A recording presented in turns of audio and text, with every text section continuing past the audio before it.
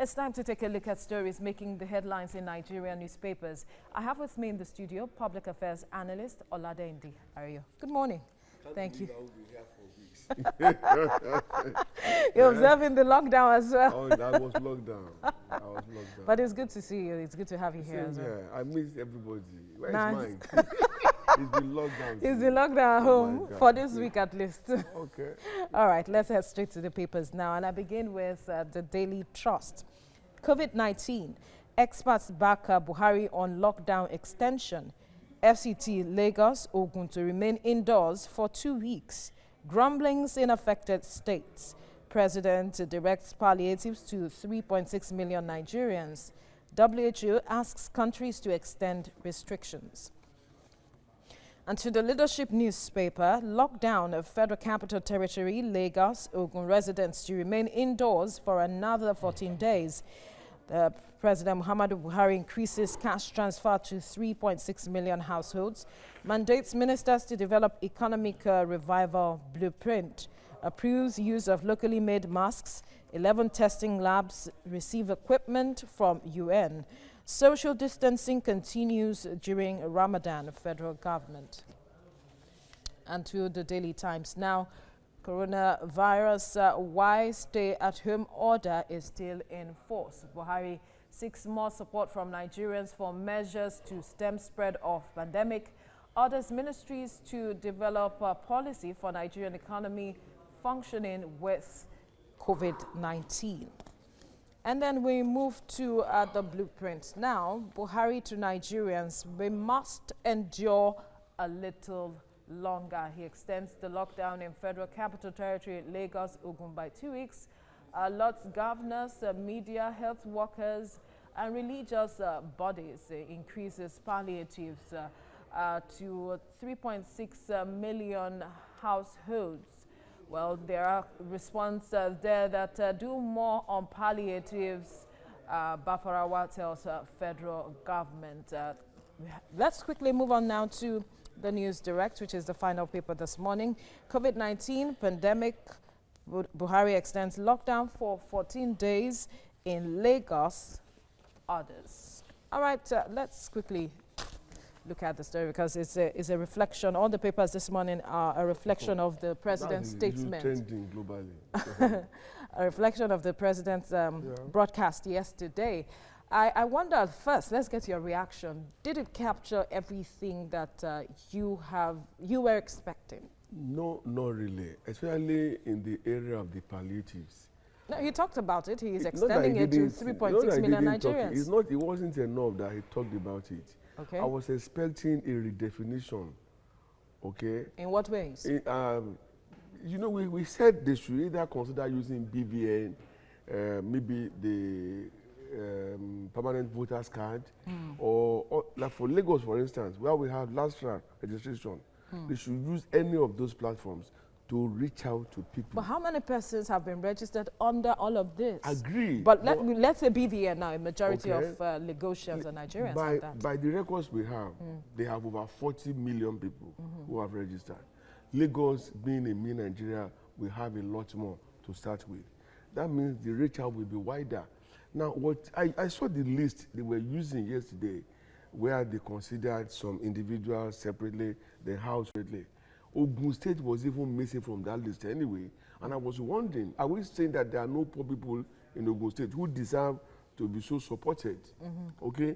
So, but that will have given definite classes of people or cohorts to be so touched. The method being deployed now is not working, and there's no denying that fact. Yes, some people are getting a whole lot more who should get and not getting. When they said the balance in your account, if it was up to 200,000, that means you don't deserve to be given. The last 18 months, I've not had 200K in my account. Maybe I should be giving, so I've not been given anything. That's the truth. Because I was going to ask a question on what is the indices for determining who are the vulnerable, the most vulnerable that deserve to get this palliative? It's still a mirage. Nobody knows what and what were considered before government arrived at, selecting those who they said are vulnerable. There are a lot of people out there looking glamorous and all of that, but they are patching, okay? They are managing to keep going. They also need to be supported. So you begin to ask, how did they arrive at this? As I said, if they have used any of those platforms or the cohorts, it will have served a better purpose. Perhaps this next 2 weeks will give the opportunity to bridge the gaps that you have rightly pointed out now. Or you are not confident that will happen? I beg to disagree. You see, because the last 7 days, I moved around the country on compliance monitoring. Osun is a classic case. In Osun State, they observed the lockdown almost 95%. But how? Because the governor, there was an announcement that if anybody got arrested for flouting the instruction, they will go in for 6 months. And you know those people, they are like, I didn't rape anybody, I didn't steal anything. Why must I go in for 6 months? So every evening, like from about 6 p.m., they run their markets. They still do small exchange of items, and people still buy, and people still sell. Outside of that, they were extremely obedient. Okay, but it can't work for Lagos like that. Lagos is not a structured economy where most people will go in the morning, go to work, and the month we end, they get paid. Everybody somewhere says something by the roadside in front of their homes or in those markets, even in traffic. So, and these people form the majority. And these are the same people now getting needlessly agitated. I use that word on purpose.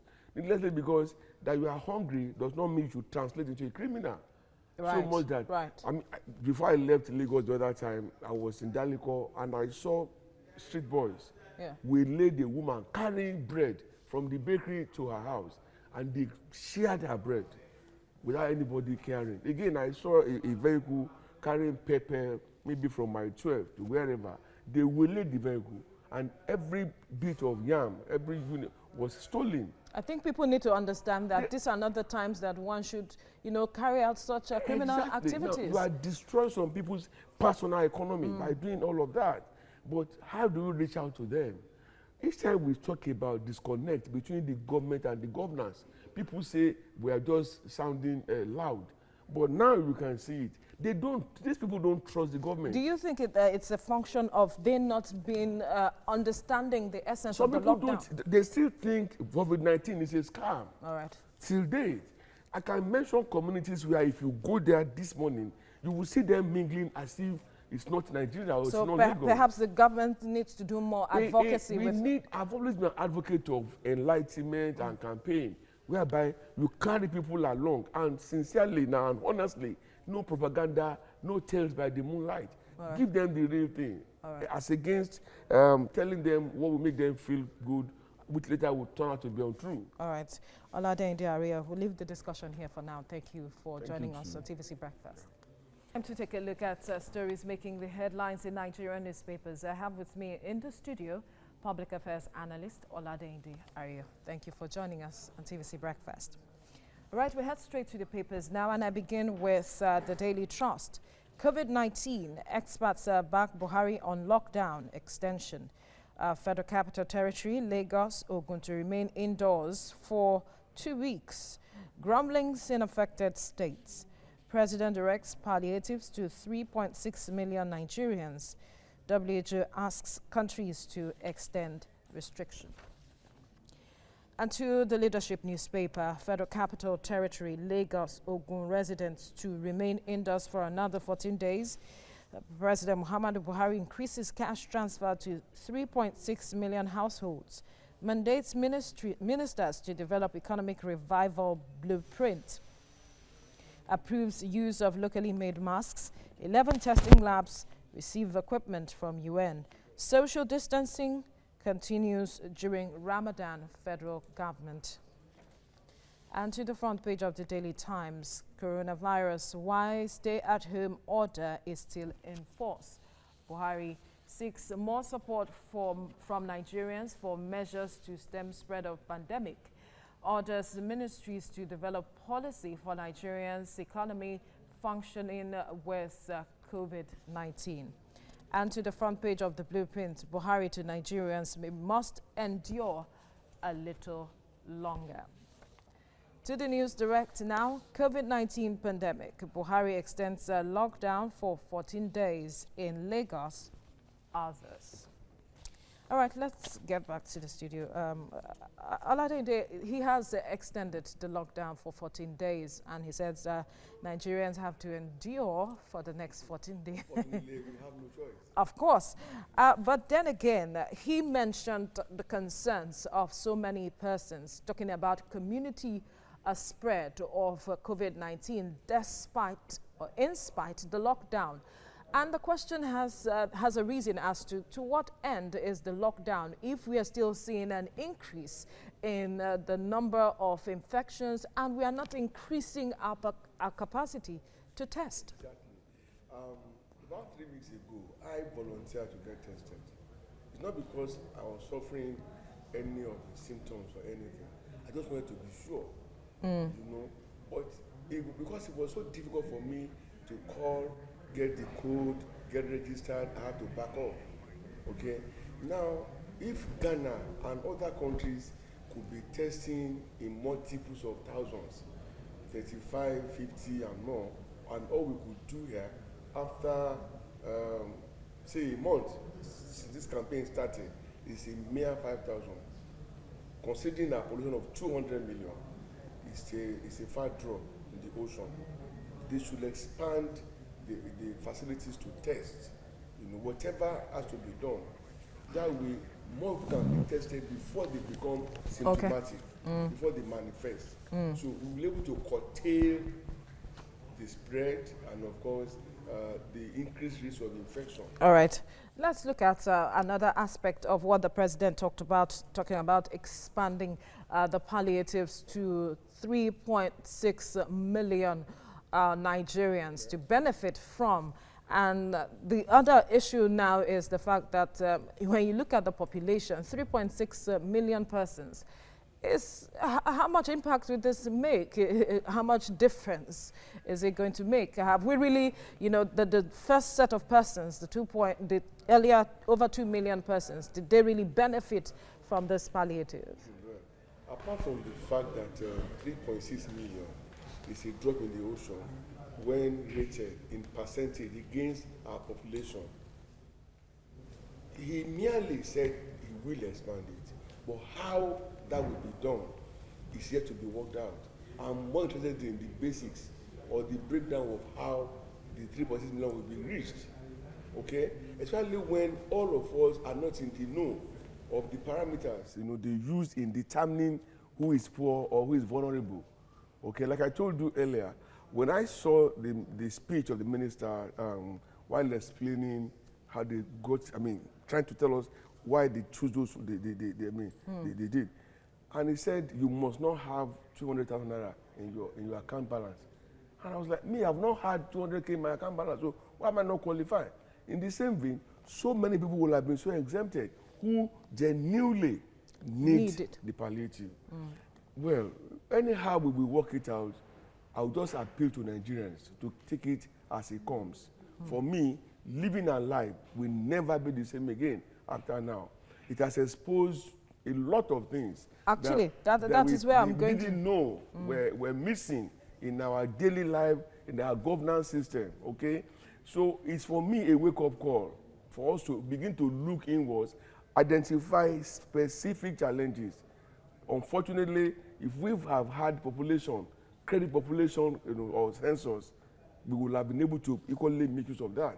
But over the years, billions of naira gone down the drain, with the figures coming out much more unreliable than because of want of time, I'd like for us to quickly touch on some issues before we wrap up this newspaper review. And the issue of security, which this also has brought up over time. And now we see that the DSS, Army, Police, the Air Force will be part of those that will be patrolling to ensure that we do not have such activities that we have witnessed some days, few days. Hours. Yes. So I wonder how much difference this would make. Can Nigerians go to bed with their two eyes closed at this point with this new order by the president? Well, there should be some measure of a change, if we say, because The areas that are so affected have been identified, and when the specifics are attacked, you know,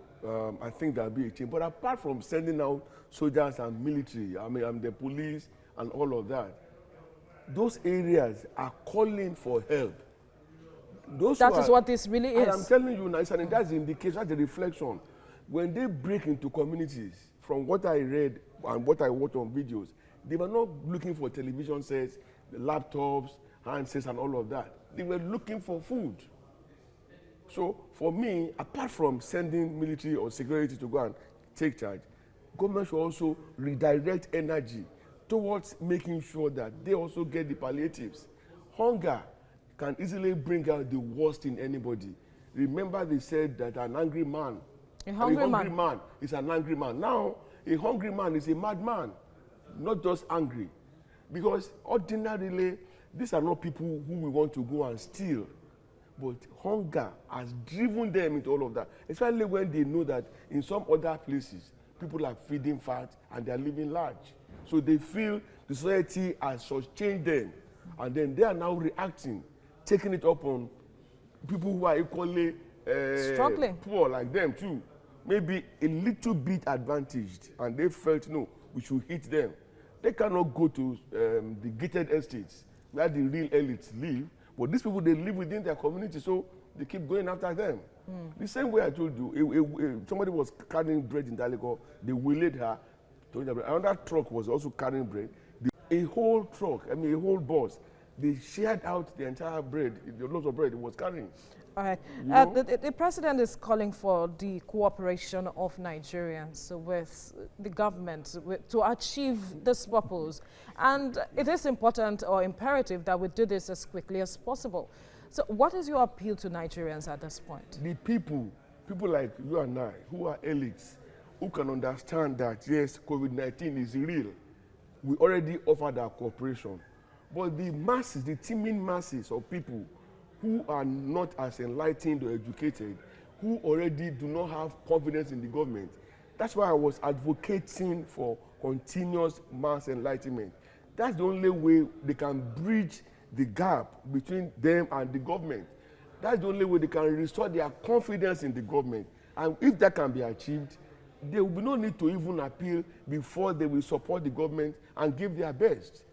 Okay? I mean, because the reality is that they are hungry and they are lacking. Considering the fact that the lifestyle they were living before was work in the morning, be able to eat at night, with little or nothing to even save. They were not complaining, but they were carrying on. What would be an effective means of getting across to or communicating to these people? Because one way or the other, we see jingles on television. We see different things on social media. Jingles are on radio and on TV, but we could still do a little bit more. It can be amplified a lot more.